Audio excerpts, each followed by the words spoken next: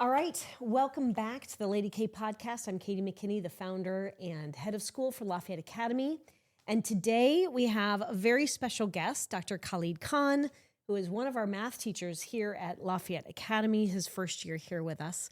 And I think what makes Dr. Khan's story so compelling is your background between global tech and education. And you've worked with organizations like CSC, a global IT service and consulting company, Citibank, Allstate, and you've also earned your doctorate in STEM education, which is interesting. And you've seen really education from a multitude of angles.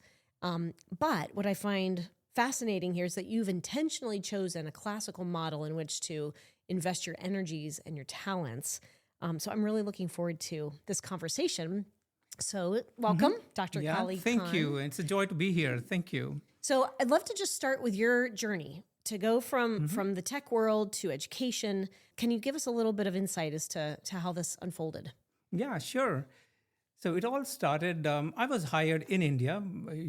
At that time I was out of college and I was hired for a company in New York. It's an insurance company and I was to join there in 2001, so some 25 years ago. And that's when I started this journey, and I worked there in different companies. Mostly it was financial services company, insurance. I started building computer softwares and systems, design, development, maintenance. And my team spread across the continent, and it's real joy working there. Mm-hmm. So I worked there about, as I said, 19, 20 years. But that was there in back of my mind that at some point there was a spark in me that I have to get into education, but there has to be the right time for that, and I have to see that everything is right for me to make that switch. Because I had seen my parents working really hard to give me the better opportunity that they had. And I always believed that education is a powerful, weapon to change the world, as famously Dr. Mandela said. I truly believe that. So I wanted to invest in people, invest into young mind, and give them the opportunity that I had coming from wherever I came from, a small town in India. I found that right time, and I managed my whatever the risk in switching, and then I made that jump, and I'm here. So, and then when getting your PhD in STEM, has that what I guess that obviously dovetailed into your career quite nicely, the STEM component of it, or why did you choose that, and how has it benefited you? Yeah, when I got into education, so I had to learn how to teach. I was good in education from the beginning. I was a science and math enthusiast, but doesn't make me a good teacher. So I got into education and I did my master's, and then I did my doctorate in education. So I felt, and in the side, I started teaching, and that really helped me to apply the theories that I got into my campus, and that really helped me explore different ways of teaching and different theories and philosophies. And the great thing about doctorate is they load you with several theories, and they don't tell you which one is the right one. It is for me to pick and choose, because when you get that level, so it is you are the one who has to figure out. So yes, that helped me, and yeah, I made it a point to get educated before getting into the real teaching. Yeah. Smart. Well, we've talked a little bit about mathematics being a classical liberal art, and I wondered if you could expound on that for our audience.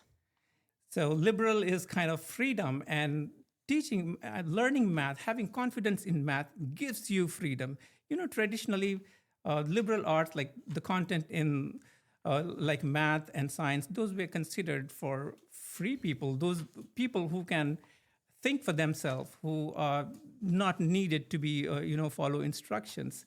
So people traditionally learn math not just for doing something, but just to understand how it helps them see the order, beauty, and truth in math. So that's how I feel, and that's what I teach in my classroom, that math is not just a little tools for you that helps you in doing your day-to-day things. Of course, it does that, but it helps you. It helps extend your horizon, and that's how I see. And classical education certainly believes that math is a liberal arts because it gives you education for the sake of for the fun of it. Yeah. We often talk about how classical education is really just an avenue to think.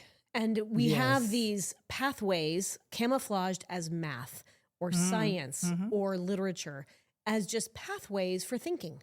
And so to your point about order, I think that's mathematics it's a language, but it's also an illustration of order in that language that allows our children to be able to think logically and come to a specific end.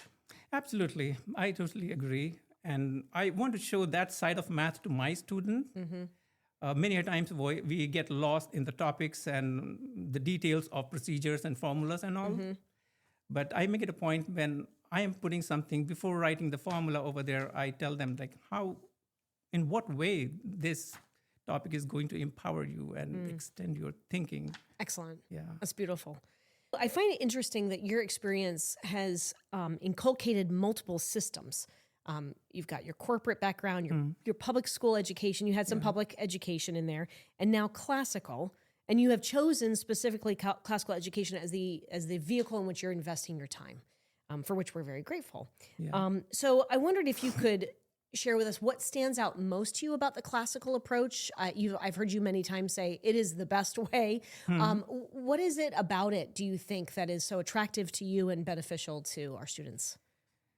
Yeah, when I made a switch to education 5 years ago, so my understanding of the way education should be was the way classical education represents itself. That's the way education should be. And when I got into public education, at that point, I saw a gap in my understanding of what education should be and what was I found there in practice. And that gap has built a frustration in me. Like, this is not what I thought. I found people distracted due to so many different reasons. Yeah.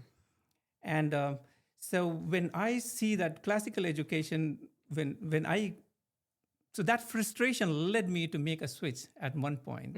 After teaching in public education for a good 3 years, I thought it's time that I at least sit and explore what other things are available. Till that time, I wasn't aware that there's a different education by the name classical education. I was just searching for the education that I had and that I was looking for. Aligned with your values. Yes. Yeah. And then when I learned about classical education, so it was like a homecoming for me that, this is what I thought it to be. How did you learn about it? I don't know that part of your story. Was it through us or was it through a different avenue? I'll tell you. So when I decided to quit my public education, at that point, I was just sitting and thinking that, what do I do now? Do I go back to my corporate job or do something else? And I was sitting and figuring out like-minded people on LinkedIn, and that's when I saw your profile over there. And I sent a message over there. You did, yes. Yeah? Yeah, last summer. And then very soon I received a reply from you that, okay, come over. And we had a chat over there. You remember that? Yeah. Oh, absolutely. Yeah. And what I was so taken with when we talked initially was your just your alignment with the values of classical ed, which I understand maybe you had a similar education in India growing up. Yes. So there was a lot of synergy there for both of us. But I think just how quickly you seemed to acclimate to what we were doing. And that really impressed me.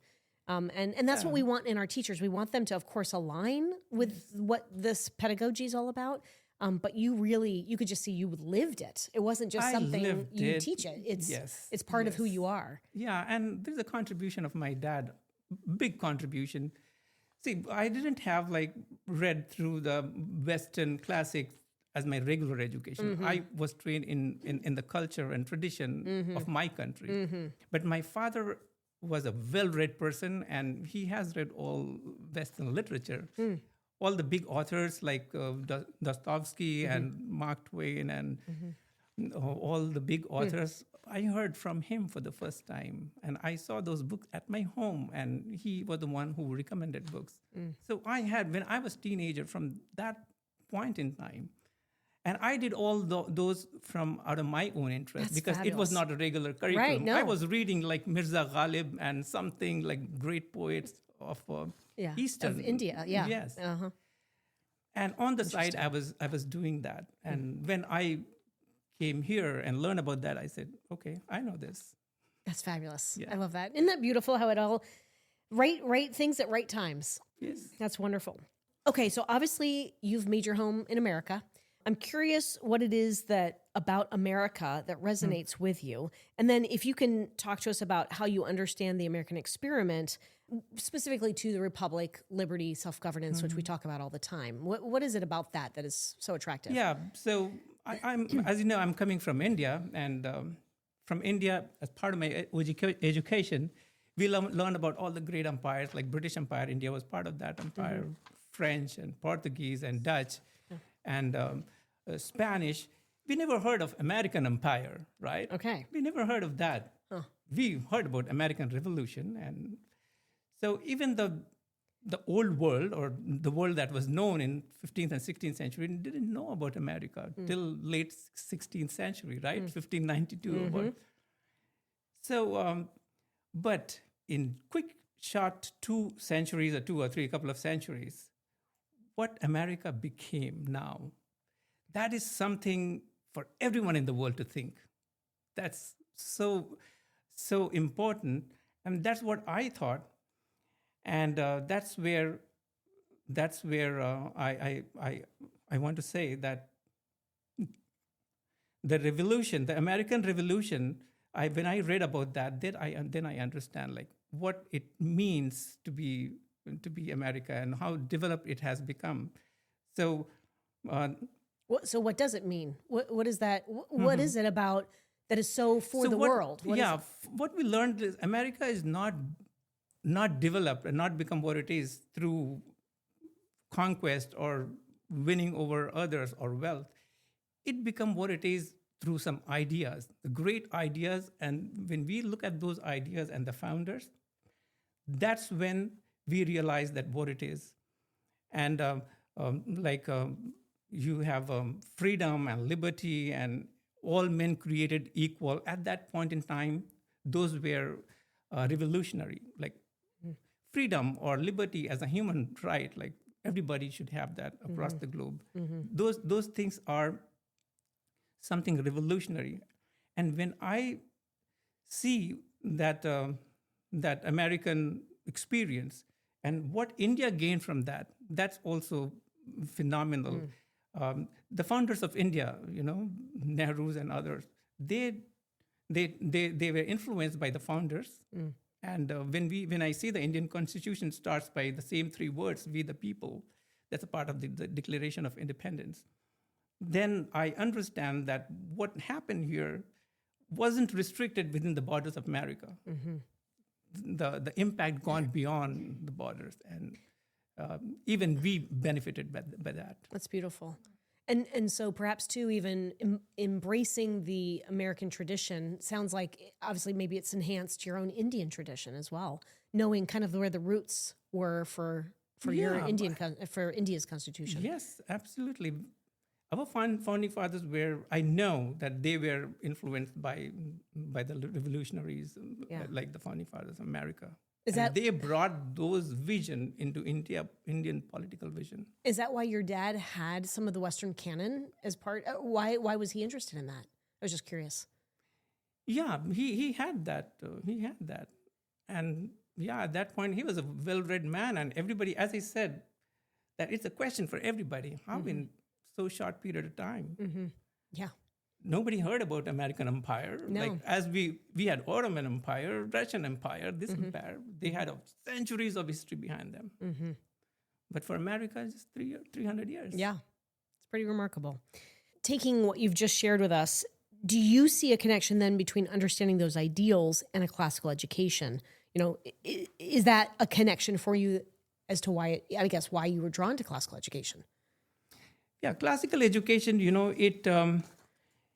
it tells you to value where you are right now and how you got here. And that's very important.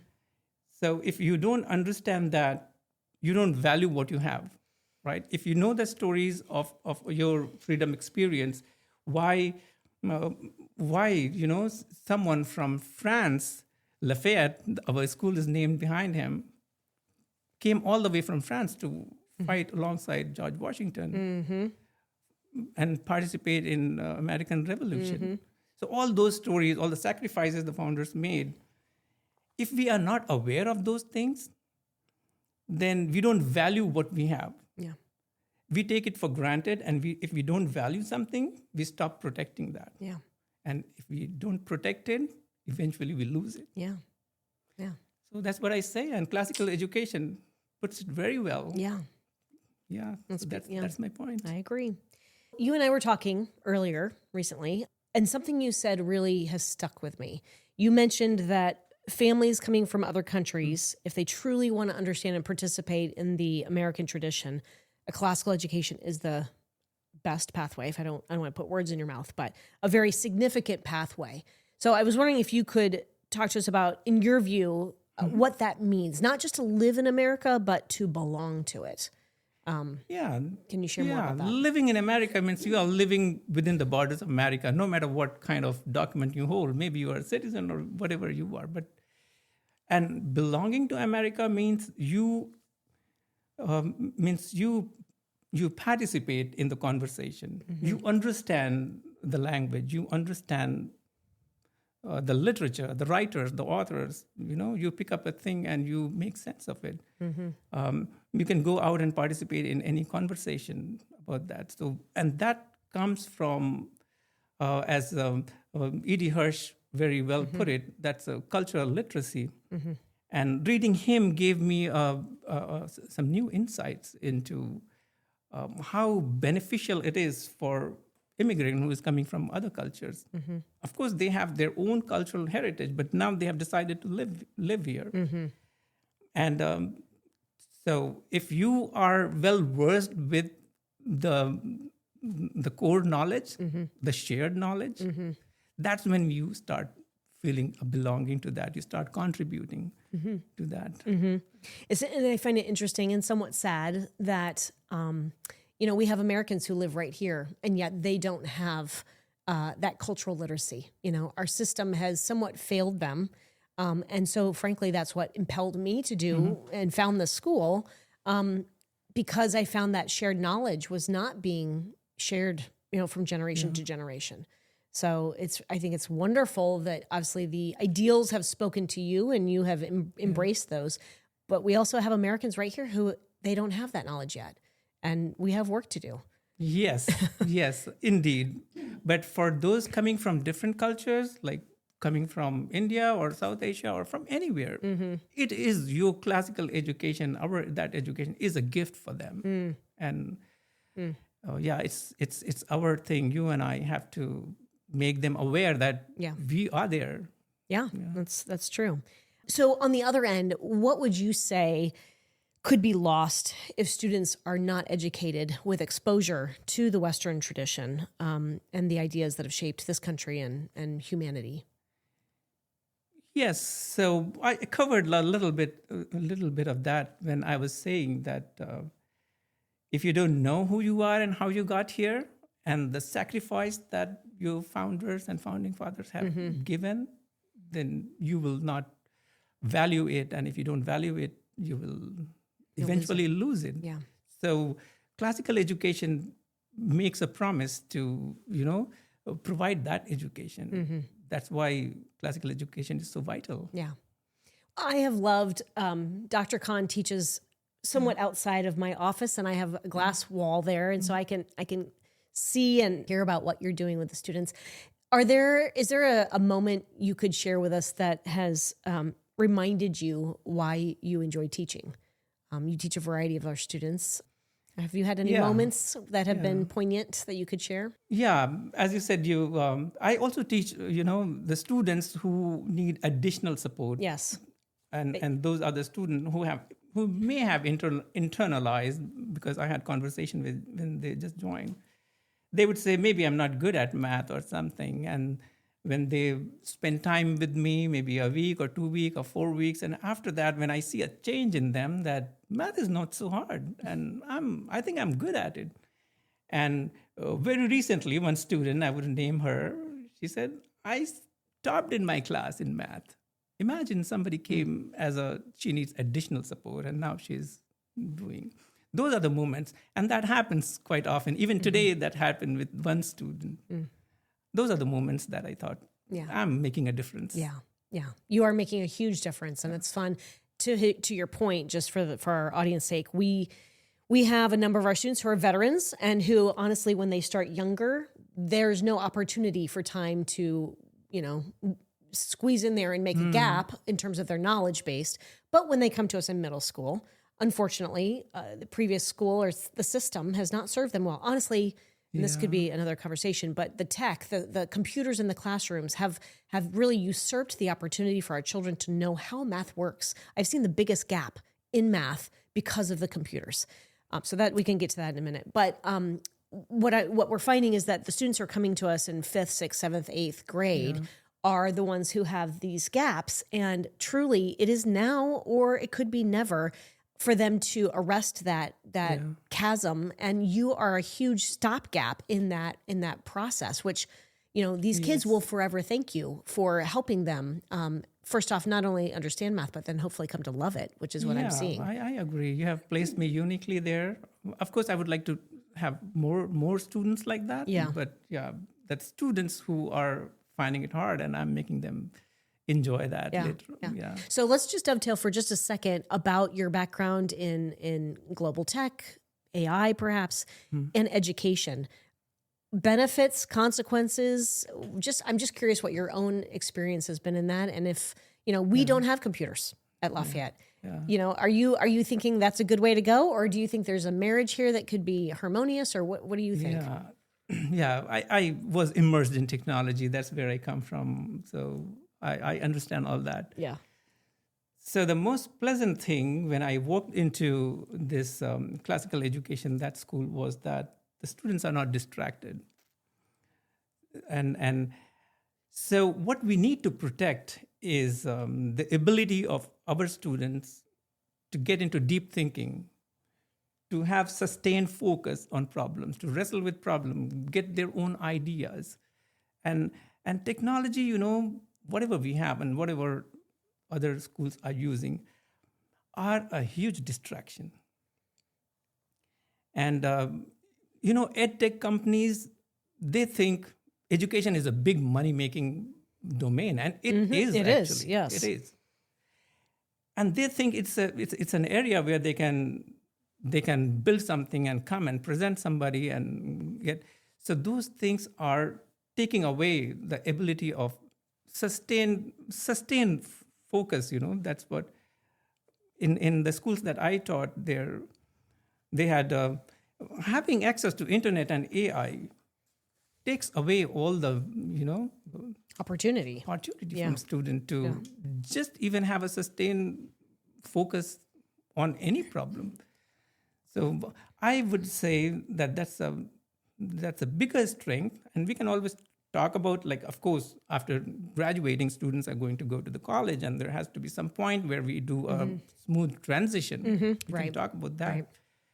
And we are deeply thinking about how to make it easier for students. And we will not leave students who go to higher education will be surprised by what they have. So, we have a smooth transition. So would you say that keeping, let's put it this way, having students in an environment that's technology free, at least K through what, is a healthy... I would say 10, 11. Yeah.